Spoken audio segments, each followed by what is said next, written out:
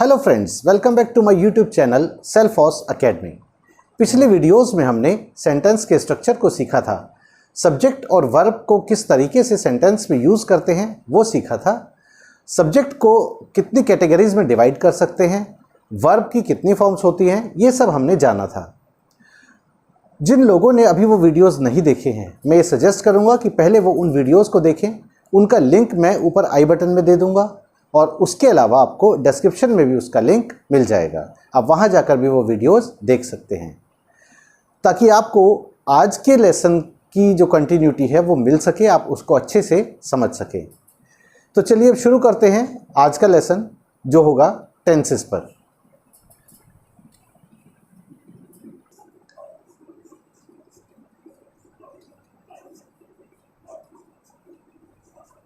Tenses, इसका meaning होता है काल या समय। टेंसेस को हम जनरली 3 पार्ट्स में डिवाइड करते हैं। फर्स्ट पार्ट है प्रेजेंट टेंस, सेकंड पार्ट है पास्ट टेंस और थर्ड पार्ट है फ्यूचर टेंस। प्रेजेंट टेंस को हम वर्तमान काल के नाम से भी जानते हैं।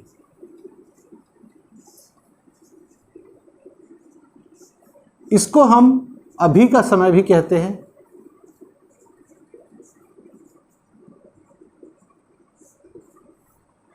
पास्ट टेंस को हम भूतकाल के नाम से जानते हैं,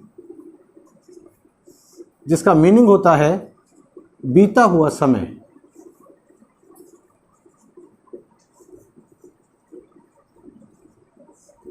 और इसी तरह फ्यूचर टेंस ये कहलाता है भविष्यकाल।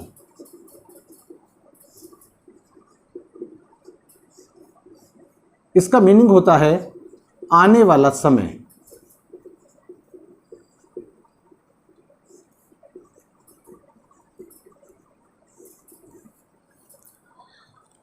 तो इस तरह हम टेंसेस को 3 पार्ट्स में डिवाइड करते हैं। प्रेजेंट टेंस अर्थात वर्तमान काल या अभी का समय, पास्ट टेंस मीनिंग भूतकाल या बीता हुआ समय, और फ्यूचर टेंस जिसका अर्थ होता है भविष्यकाल या आने वाला समय।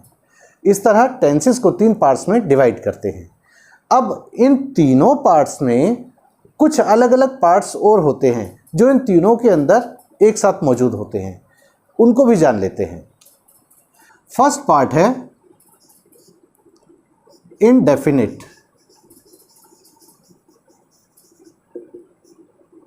Second part continuous, third part perfect और फोर्थ पार्ट है इसका परफेक्ट कॉन्टिन्यूअस। इनडेफिनिट का मीनिंग होता है अनिश्चित, अर्थात इसमें जो भी एक्शन होता है उसके पूर्ण होने का कोई निश्चित नहीं होता, एक्शन होने का कोई समय नहीं दिया होता, इसीलिए ये इनडेफिनिट है। कंटिन्यूअस में एक्शन जारी रहता है, यानी कि चल रहा होता है, एक्शन हो रहा होता है। परफेक्ट में एक्शन पूरा हो चुका होता है।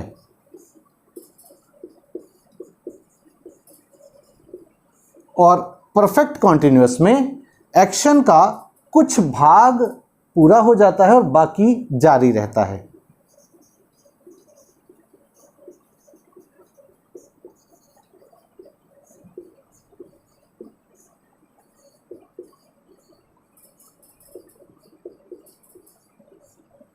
तो इस तरह ये 4 पार्ट्स आपको तीनों टेंसेस में एक समान रूप से देखने के लिए मिलेंगे और इसको हम आगे समझेंगे। एक बार फिर से मैं आपको रिवाइज करवा देता हूं। इनडेफिनिट का मीनिंग होता है अनिश्चित, अर्थात इसमें एक्शन के लिए कोई निश्चित समय नहीं होता। कॉन्टिन्यूअस का जो सेंटेंस होता है उसमें एक्शन चल रहा होता है, जारी रहता है। परफेक्ट वाले सेंटेंसेस में एक्शन कंप्लीट हो चुका होता है, पूरा हो चुका होता है। और परफेक्ट कॉन्टिन्यूअस वाले सेंटेंसेस में एक्शन का कुछ पार्ट पूरा हो जाता है और बाकी का चल रहा होता है, जारी रहता है। तो अब हम इसके बाद आगे सीखेंगे कि इसमें किस तरीके से सेंटेंसेस बनते हैं। तो शुरू करते हैं पहले टेंस से, जिसका नाम है present indefinite tense. Present indefinite tense, इसका अर्थ है प्रेजेंट। प्रेजेंट का मतलब अभी का समय, वर्तमान का समय। इनडेफिनिट लेकिन समय निश्चित नहीं है एक्शन के होने का। ऐसे टेंस यानी कि इसके में अंदर जो सेंटेंस आएंगे उसके अंदर वो होगा तो प्रेजेंट का, लेकिन उसके अंदर एक्शन के होने का कोई समय निश्चित नहीं होगा। इसका फॉर्मेट क्या होता है आइए देखते हैं। Subject plus first form of verb plus S या ES plus object and full stop. ये फॉर्मेट सिंपल सेंटेंस के लिए है, जिसको हम कहते हैं एफर्मेटिव।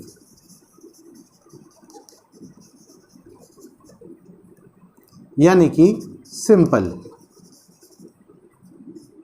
सेंटेंस जिसके अंदर बिल्कुल सीधी सीधी स्टेटमेंट कही जाती है। एग्जाम्पल के लिए,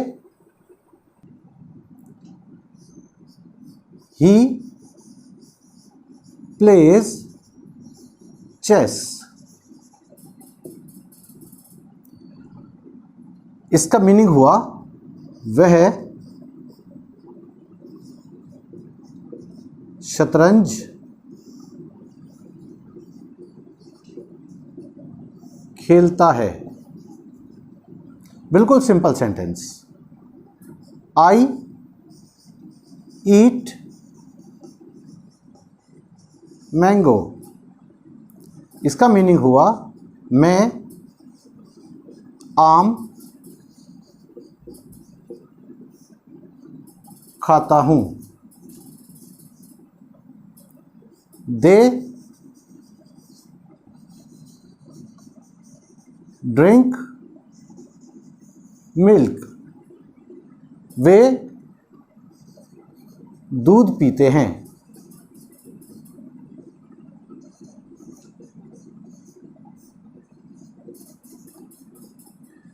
तो ये जो सेंटेंसेस हैं ये प्रेजेंट इंडेफिनिट टेंस के एफर्मेटिव सेंटेंसेस हैं, यानी कि बिल्कुल सिंपल स्टेटमेंट वाले। इसमें आप देख सकते हैं यहाँ पर सब्जेक्ट ही है और इसके साथ प्लेज वर्ब लगी है, यानी कि वर्ब की फर्स्ट फॉर्म के साथ एस लग गया, प्ले के साथ एस लग गया। और यहाँ पर हम देख रहे हैं दूसरे सेंटेंस में आई सब्जेक्ट है और इसके साथ वर्ब की फर्स्ट फॉर्म है, यानी कि फर्स्ट फॉर्म ऑफ वर्ब केवल बिना एस या ई एस के।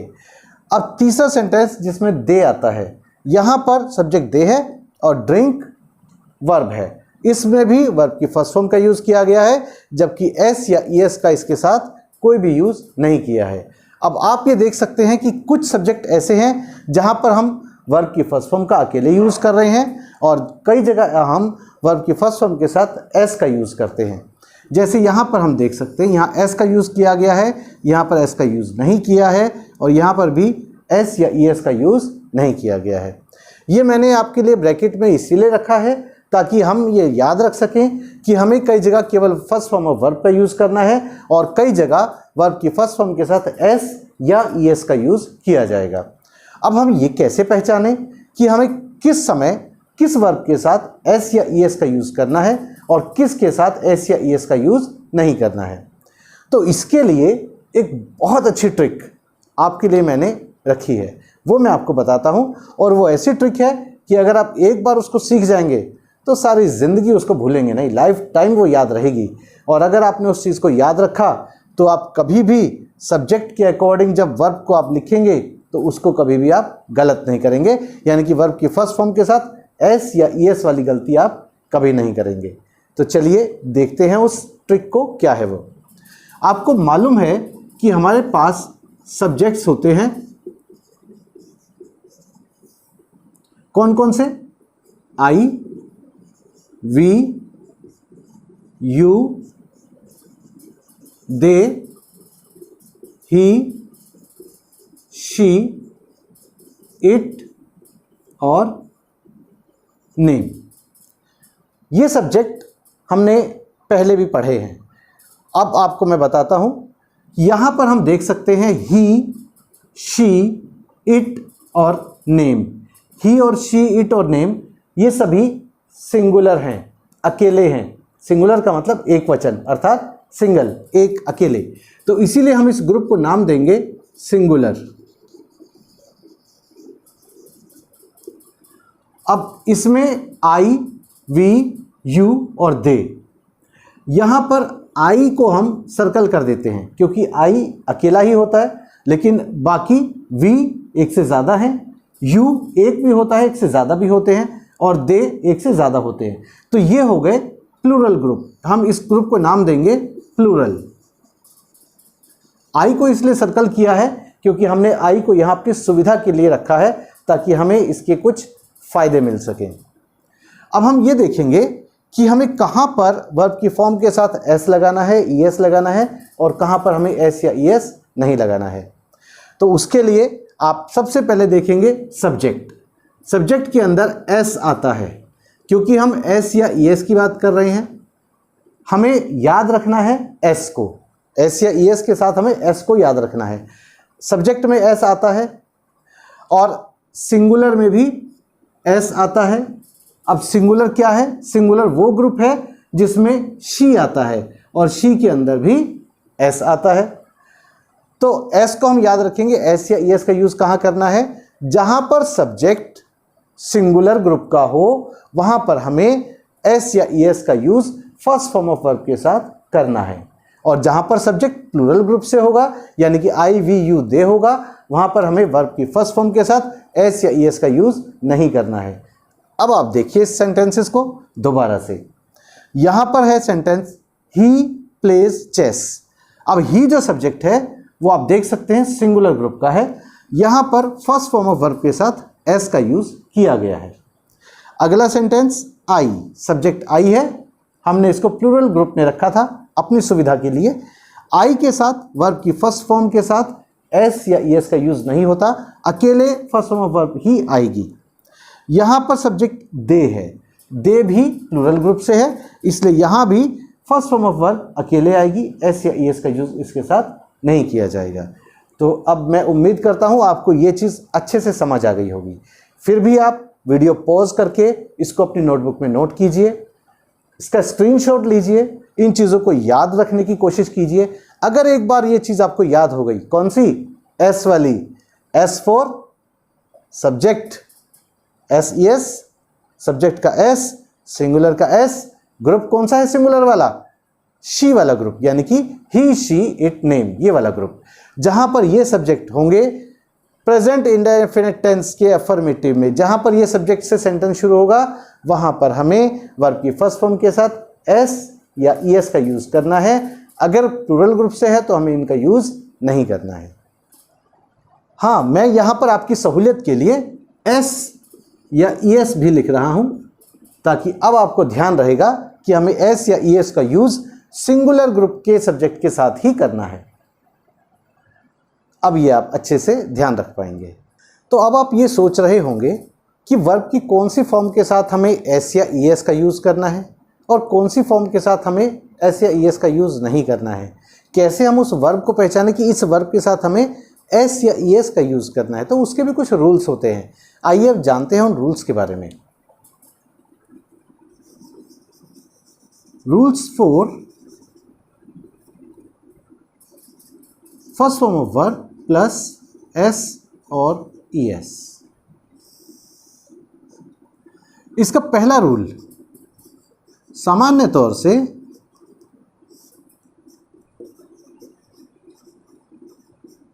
वर्ब की फर्स्ट फॉर्म के साथ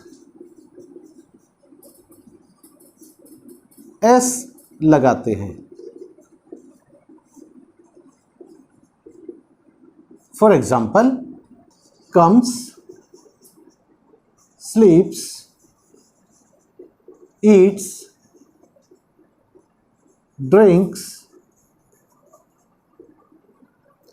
तो इस तरह सामान्य तौर से वर्ब की फर्स्ट फॉर्म के साथ एस का यूज करते हैं। इसका सेकेंड रूल, यदि वर्ब की फर्स्ट फॉर्म के अंत में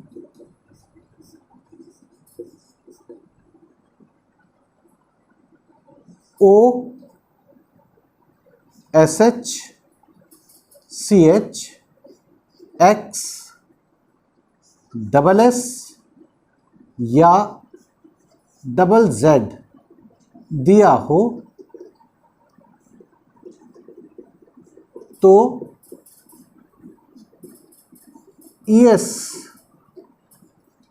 का यूज करते हैं।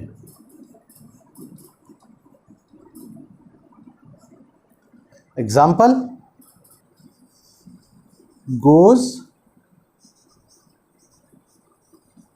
washes, teaches, mixes,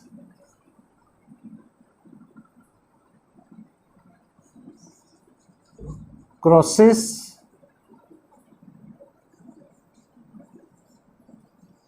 buzzes। हम ये देख रहे हैं इसमें गो के साथ ईएस लग गया, गोज बन गया। वॉश के साथ ईएस लग गया, वॉशेस बन गया। टीच के साथ ईएस लग गया, टीचेस बन गया। मिक्स के साथ ईएस लग गया, मिक्सेस बन गया। क्रॉस के साथ ईएस लग गया, क्रॉसेस बन गया। बज के साथ ईएस लग गया, बजेस बन गया।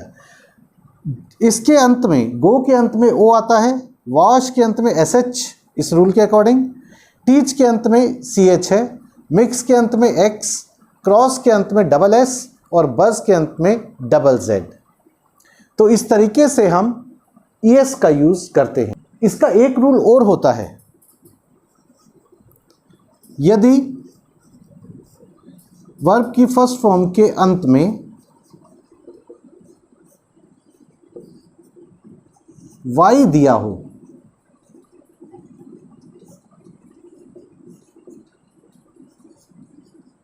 और वाई से पहले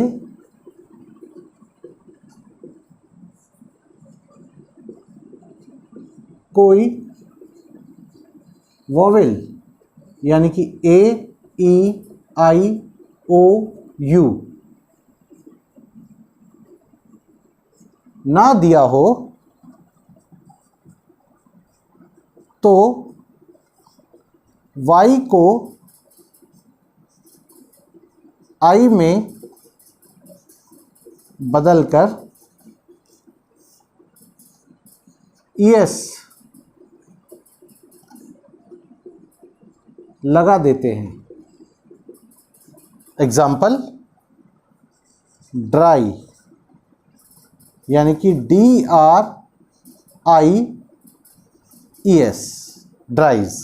और इसी तरह ट्राई,